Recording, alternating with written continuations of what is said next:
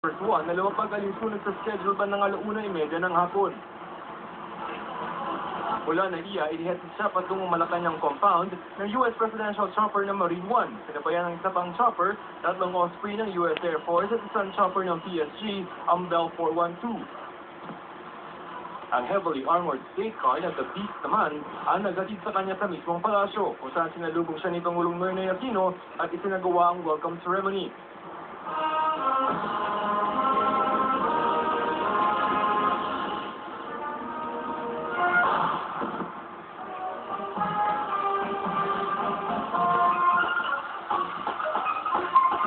Pagpasok ni Obama sa main lobby ng Malacanang, pumirma siya sa guest book at nagsulat ng mensahe ng pasasalamat kay Pangulong Aquino at sa sambayanan ng bansang tinawag niyang pinakamatandang alyansa ng Amerika sa Asia. Alyansang sila pinatibay pang lalo ng kasunduang pinirmahan ng Amerika at Pilipinas ilang oras bago pa dumating sa Pilipinas si Obama, na ayon sa mga source ng GMA News ay minadali umanong tapusin para itaon sa state visit.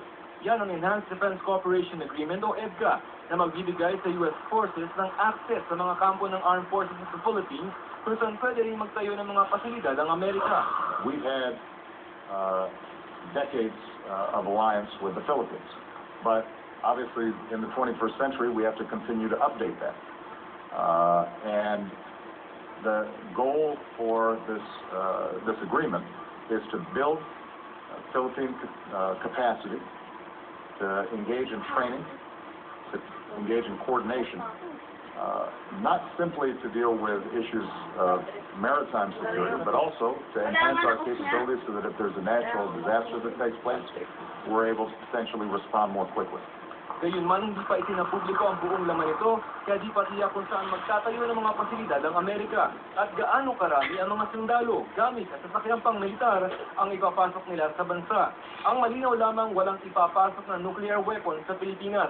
Pilipinas pa rin ang may full control sa mga base na papasukan ng mga Amerikano at may access tayo sa mga itatayo nilang pasilidad na mananatili pa rin pag-aari ng Pilipinas. This is the essence of a maturing relationship. This is the spirit behind this agreement. It will not reopen U.S. bases. It is an agreement to enhance our defense relationship. Dahil ang paglagda ng kasunduan at pagbisita ng Obama, tempo rin sa hindi pa humuhupang agawan ng China at Pilipinas sa mga teritoryo sa West Philippine Sea. Natanong din ukol dyan si Obama sa isinagawang joint press conference sila ni Aquino kasunod ng isang oras silang bilateral meeting. Tutulong ba ang Amerika sa Pilipinas kung magkagera sa pagitan ng China at Pilipinas? Our goal is not to counter China. Our goal is not to contain China. Our goal is to make sure that international rules and norms are respected. And our primary interest is the peaceful resolution of conflict, freedom of navigation. We don't even take a specific position on the disputes between nations.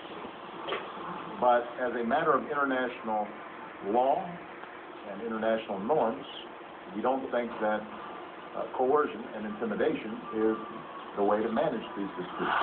Suportada raw ng Amerika ang pagdulog ng Pilipinas sa United Nations para masaklaw ng international law ang usapin ng pinag-aagawang teritoryo. Pero dahil hindi ito kinikilala ng China, sabi ni Obama, the approach that President Aquino has been taking, putting this before international arbitration, is a sound one. Sabi naman ni Aquino, China itself has said repeatedly that they will and have been conforming to international law.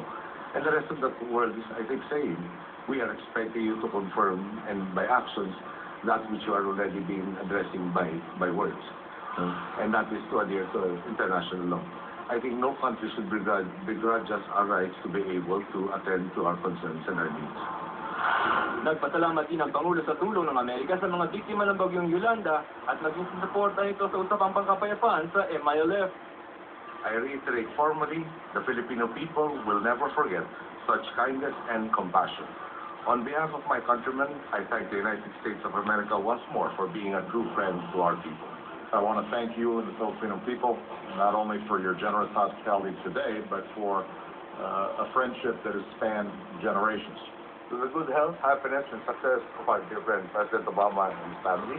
Sa toast naman ni Aquino sa state dinner ngayong gabi, ginawaran niya si Obama ng Order of Sikatuna with the rank of Praha o Grand Collar. Yan ang pinakamataas na ranggo sa order na siyang pinakamataas na pagkilala na may diplomatic merit sa Pilipinas. For your leadership and policies that assisted the Philippines in times of natural disaster. For helping uphold stability and peace by means of the rule of law in Southeast Asia, and for working with us to fundamentally raise the defense capacity of our country.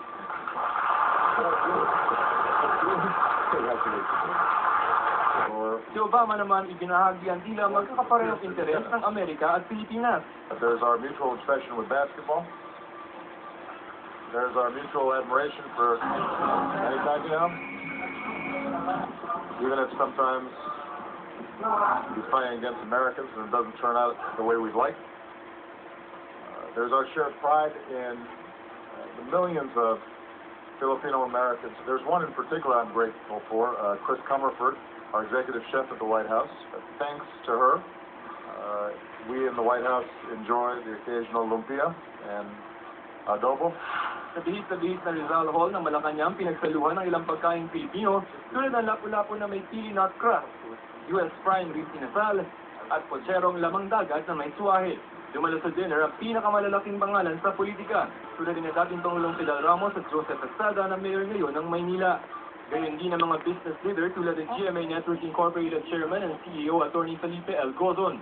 Bukas nakatakdang mag-alay ng mga bulaklak si Obama sa American Cemetery bago ang kanyang pag-release bukas ng tanghali.